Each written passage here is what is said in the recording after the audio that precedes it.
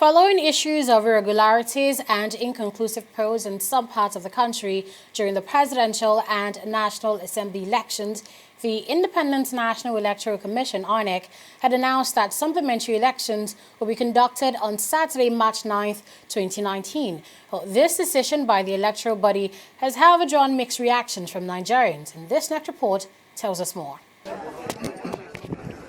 Nigeria's electoral body has announced it would hold supplementary National Assembly elections on the day of the governorship elections on March 9th, 2019.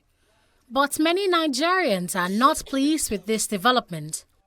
Not less than 30% under the ages of Occupy Nigeria have gathered at the Unity Fountain in Abuja on Monday to protest this announcement. They say that INEC is regressing rather than learning from the mistakes of previous elections. We are hearing that INEC is saying they are going to conduct or supplementary election in some areas that they didn't conduct election. Does that mean that they are going to juxtaposition the election result that they've already announced? It's a recipe for anarchy and chaos, and it's actually not acceptable. And we have flashpoints in different states. We have flashpoint in Kano, we have flashpoint in Kaduna, we have flashpoint in Zamfara, we have flashpoint in Ogun State, we have flashpoint in Ondo, we have in Rivers State, we have probably in Edo State.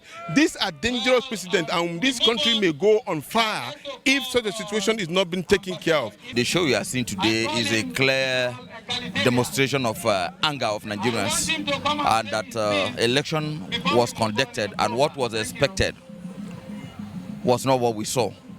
So we are angry, and this is not the kind of democracy we all envisage for. So it gives us a lot of concern and worry that we have no better home than Nigeria, and to that extent, if democracy is being threatened, something fundamentally had actually happened, and that's our concern here today, and that's why we are venting our anger, also addressing Nigerians and also the government of the day. A COM member berates INEC and security agencies for the violence on Elections Day, condemning them for letting down Nigerians.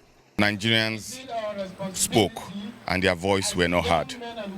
Nigerians came out to vote and they were brutalized. Nigerians are still in pain for their loved ones that came willingly to exercise their civil responsibility, and today they died. Their families are crying as we're talking. That is not the country we want. That is not the kind of election we want. Nigeria is a country.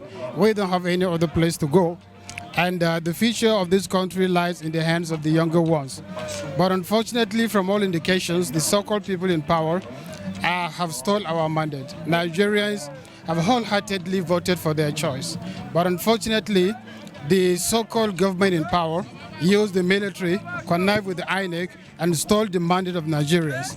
And that is why we decided to come out and fight for our rights. They describe the 2019 general elections as a shame to the integrity of the commission and say INEC should have been better prepared. We're here to protest the fraudulent and dubious process that turned our supposedly election into a sham. We are not happy that the government is actively involved and very complicit in the actions of voter suppression across the country. We believe that Nigerians, wherever they are, if they participate peacefully in economic activity, pay their taxes, and register to vote, the government has a duty to protect their right to vote. The 2019 elections was adjudged free and fair by domestic and international observers who have commended President Buhari and INEC for successfully pulling off the polls. But issues like violence and the failure of smart card readers left many disenfranchised. This group, however, says that holding supplementary elections after announcing winners would be flogging a dead horse.